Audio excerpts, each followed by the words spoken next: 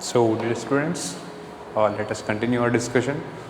Today, we are going to take up the problems on capacitance. Okay, till yesterday, discussion was about the problems on electrostatic potential, and today we will be taking the problems based on capacitance.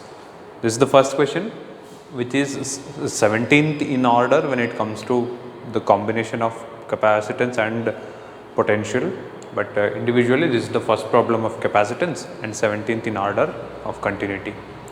Okay, question number 17 based on capacitance is calculate the charges on a parallel plate air condenser, okay, consisting of two plates each of area 200 square centimeter separated by 1 millimeter when plates are charged to a potential of 800 volt.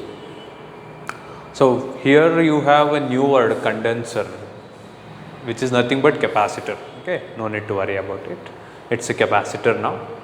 Now, it's a parallel plate capacitor of two plates, each of area 200 square centimeter. Yeah, which is a parallel plate capacitor. Consist of two plates, the area of the plates are given and the distance of separation is given and the voltage to which it is charged is also given. Okay, let me write the given terms first. What all are given? Area is given, area of the plate 200 square centimeter, which I can write as 200 centimeter squared. We need the length in meter, right? We have to keep the units of area and the distance of separation in standard units, SI units itself, because we will be having the terms epsilon naught and all, which are actually of SI units. So, we need to keep the unit of area and the distance of separation in SI system itself. So, its area is 200 into 10 to the power of, see, each centimeter is 10 to the power of minus 2 meter, whole square is 10 to the power of minus 4 meters squared. Okay, you have the area and the distance of separation between the plates, which we take as D, is 1 millimeter, which is simply 1 into 10 to the power of minus 3 meter, right? And these plates are charged to a potential of 800 volt. Okay, V is equal to 800 volt. Clear? And what is asked to find? Charge accumulated on the plates is asked to find. Okay. So, the formula which connects Q and V when it comes to a capacitor is very simple. C formula, the formula of C, which is C is equal to Q by V. Okay. When we substitute the value of Q and C and V here, we can get Q. But do we have idea about the value of C? Is it directly given? No, it is not given. Do we have a method to get the value of C? Yes, we have. Which is that method? We have another formula using which we can get C's, which is C is equal to epsilon naught A by D, right? This is the expression for capacitance of the capacitor. C is equal to epsilon naught A by D. Okay. Now, substituting the value of epsilon naught A and D, which are as follows. The value of epsilon naught is 8.82 into 10 to the power of 8.85 into 10 to the power of minus 12, right? 8.85 into 10 to the power of minus 12. Area is as follows: 200 into 10 to the power of minus 4. D, distance of separation, is as follows: 10 to the power of minus 3. And after simplifying all this, make use of calculator and solve them.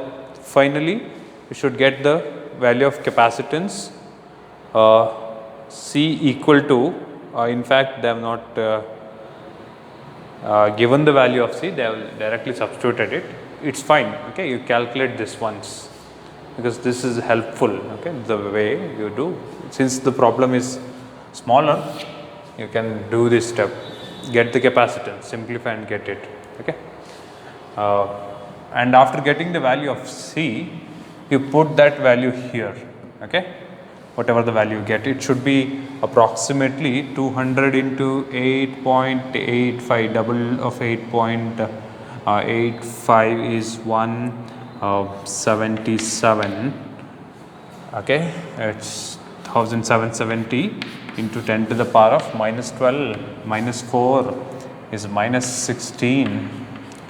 Okay, minus 16 plus 3 is minus 16 minus 3 is 13. Okay, which will be 1.77 123 into 10 to the power of minus 10 farad. Okay, this is the capacitance that you get. Make use of calculator and get it, and then put this value of C thus obtained into this equation. So you have 1.77 into 10 to the power of minus 10 is equal to, Q has to be found, V is given 800 volt, simplify, and hence finally the value of Q expected is 141.7 into 10 to the power of minus 9 coulomb. Okay, this is the expected value of Q. Simplify using the calculator, you will get it, not a worry. But you should be careful with the formula which you should substitute, the value of C and the value of the formula of C, which is Q by V once and then epsilon naught A by D. These two formulas you should remember and substitute them carefully. Okay, let us move ahead for the next problem. Question number 18. In a parallel plate capacitor with air between the plates, each has an area of 6 into 10 to the power of minus 3 meters squared, and the distance of separation between the plates is 3 millimeter. Calculate the capacitance of the capacitor. C has to be found. If the capacitor is connected to a 100 volt supply, what is the charge on each plate of the capacitor? Q has to be found. Given absolute permittivity of free space is equal to 8.85 into 10 to the power of minus 12 farad per meter. So, the similar one to that of what we did now. Let us do it. Question number 18. Let me write the given data first. Area is given directly in SI system, that's good. 6 into 10 to the power of minus 3 meters squared, and D, distance of separation is 3 millimeter, which will be 3 into 10 to the power of minus 3 meter. Capacitance has to be found first, and if the capacitors are connected to, this is the first part, and in the second part they are asking us to calculate V. No, they have given the value of V. It is connected to a 100 volt supply. After connecting the capacitor to 100 volt supply, the charge accumulated on each of the plates, okay, has to be calculated. So, quite clear. So, first we will make use of C is equal to epsilon naught A by D formula. Epsilon naught is given 8.85 into 10 to the power of minus 12. A is also given 6 into 10 to the power of minus 3. D is also given 3 into 10 to the power of minus 3. 10 to the power of minus 3 cancel, 3 ones are 3 twos are. So, C is equal to 2 into 8.85 into 10 to the power of minus 12, which will be 17.7. 10 to the power of minus 12 is pico, 10 to, which will become 17.7 pico farad. Okay. So, this is the value of capacitance of the given capacitor. This clears the first part of the question. Moving ahead for the second part of the question, where they are asking us to find the charge accumulated on each plate. You all know that when in a parallel plate capacitor, one of the plate will have plus q amount of charge and the other will have minus q amount of charge. Now, the net charge of the capacitor altogether is 0, but the charge accumulated on each plate, magnitude of charge accumulated on each plate is q. Okay, q and q. It's plus, it's minus here, but the magnitude is q. That is what is given by C is equal to q by V. Here, that q represents charge on each plate. So q becomes equal to CV, right? And what is C? C we have found here, it is 17.7 into 10 to the power of minus 12 into what is voltage to which it is connected, 100 volt. That's it. We have the value of Q given by 100 into 177, which is 1770 into 10 to the power of minus 12, which can be written as 1.77 nanocoulomb, right? Nano is 10 to the power of minus 9. Okay, this is the magnitude of charge accumulated on each plate. Okay, plus 1.77 nanocoulomb on one plate, minus 1.77 nanocoulomb on the other plate. Clear? Okay, let us move ahead to the next problem. Question number 19 as follows. Parallel plate capacitor stores 20 microcoulomb charge connected across a battery. When the gap between the plates is filled with a dielectric, it stores 50 microcoulomb charge. Calculate the dielectric constant of the material inserted. Okay, so this is question number 19. They have given that charge accumulated when there is air present between the gap. Okay, charge accumulated when there is air present between the gap is 20 microcoulomb. Let me name that as Q subscript A. QA is equal to 20 microcoulomb.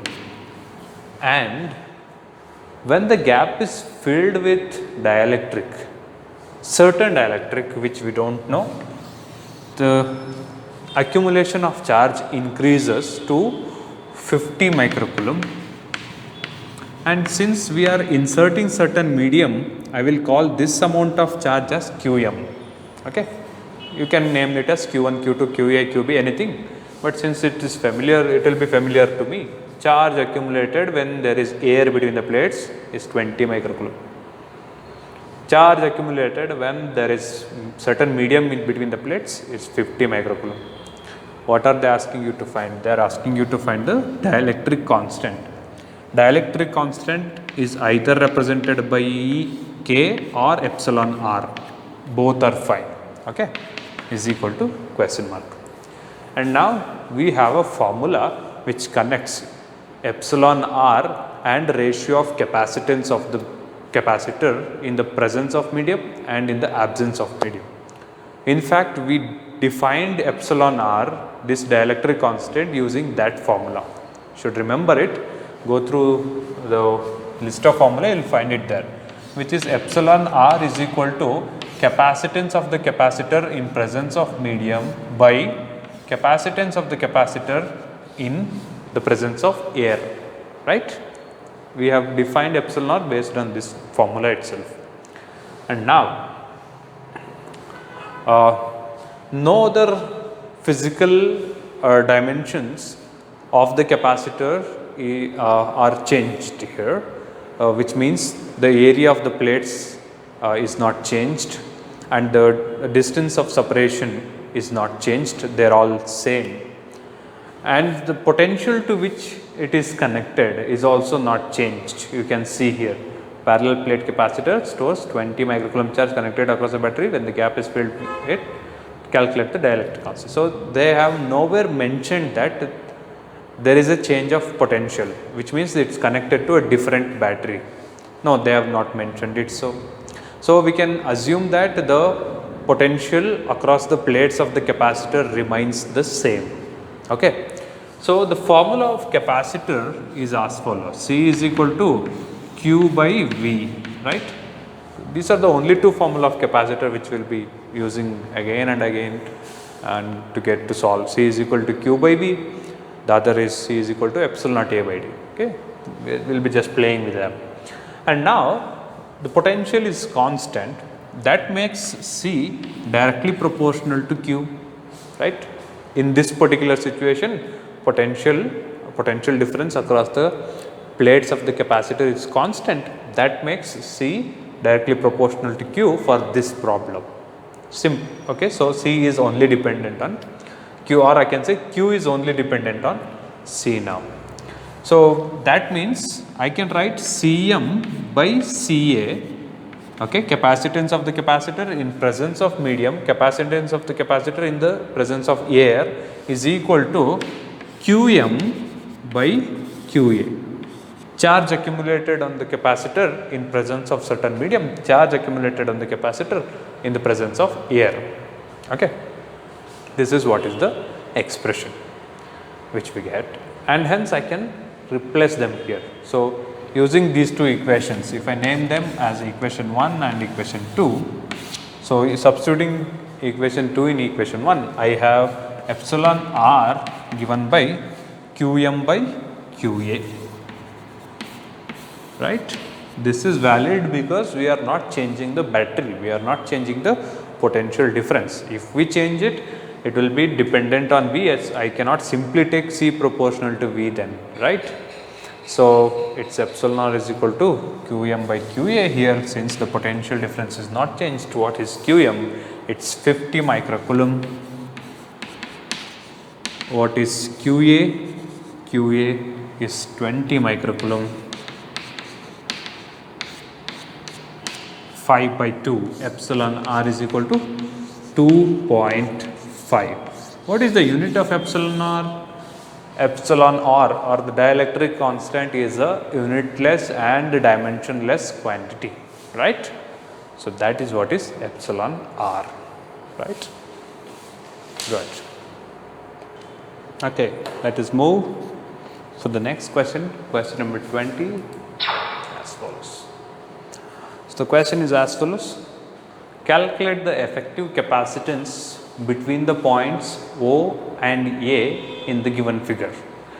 Okay, so this question is based on the combination of capacitors, right? We have discussed about combination of capacitors. We can connect capacitors in two ways, one in parallel and other in series. You can also combine both the combinations, like few in series, then few in parallel, again in series, everything in parallel. You can do many complex circuits using that, but this is one of the circuit given where I need to find the effective capacitance between the points A and O. Okay, between these 2 points I need to find the effective capacitance, right? So looking at this diagram as such will make me confused with the combination. It's difficult for me to analyze what kind of combination is there here, parallel or series. These two looks like series, these two look like series, where is parallel? Okay, so you might feel confused.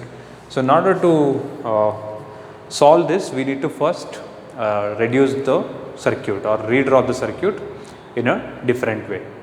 Look at this. We need to find the effective capacitance between A and O, right? So I'll fix A and O. Okay, I'll just move few points here and there. Look at this. Point A and B are connected simply with a wire, right? This is a simple wire. There are no electrical devices connected here. There is no capacitor, there is no resistor, nothing else. So what I can do, I can take this point B and connect that to A directly, which means I can overlap B like this. Okay, so Okay, this will be there. A to O is our concentration on. What I'll do, this OB I'll twist and connect it with B, which will become like this. Okay, so this point itself is B for us now. A and B are common points because there are no components between A and B. It's simply wire, so they are short. Okay, once they are shorted, which means they are under common potential, you can make them common. And similarly here, look at this. You have points O and D. Sorry, not only D and A again, which are common. So what I can do? This is just a wire. I can remove it. There are no components. I can just move this D to A, right? So from O, there is this point itself is D now. Okay, from here to here. Getting? Okay. And now look at this point C. This point C is common with B, right? B is in common with A. So it's like all of them connected with each other. So I can move even point C to point A itself, right? Because see, while I move, I do not see any of the electrical components here. So I can move C from this point to A itself and connect it there. And this is how the circuit look like after folding them. So each of them are capacitors C, C, C. Okay. Let me redraw it. I can redraw it as follows. Okay. This is our D. See, all of them are connected here. There are no disconnected points.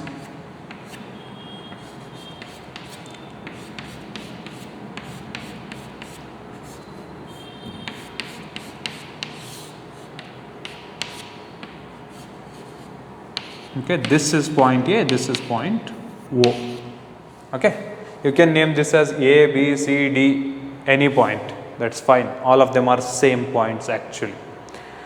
And O is a different point with 4 capacitors, right? The same circuit I have redrawn like this.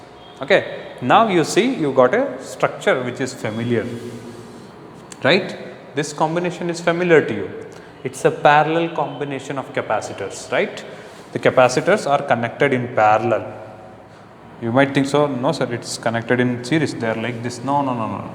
So if you are confused even now, since it's the beginning, I'll redraw it again once again, and hence the circuit now just looks like this, which is exact 4 parallel combination, which is exact parallel combination of 4 capacitors, right? I have just made it like this. Clear on this? So this is the final reduced circuit, which we can solve easily. So now we have 4 capacitors of same capacitance C, and hence the net capacitance of the capacitor of the combination is given by C is equal to, see, whenever you have few capacitors in series, the net capacitance, once you write the general formula for, it's a parallel combination. For a parallel combination, okay, you must write the general formula once, okay. For a parallel combination, C is equal to C1 plus C2 plus C3 plus C4 plus so on. We have only 4, you can stop it at 4 if you want, which is C is equal to, okay, yeah, again effective, no, I'll name this as CE, C effective, because each capacitors are also named as C, that is why. So effective capacitance CE is C plus C plus C plus C, 4 parallel capacitors. Effective capacitance CE is 4C. Okay, yes, that's it, quite simple. So the skill that you need to develop here is reducing the circuit into familiar patterns. Okay, and then you can solve them easily. We'll see few more circuits like this in the coming class.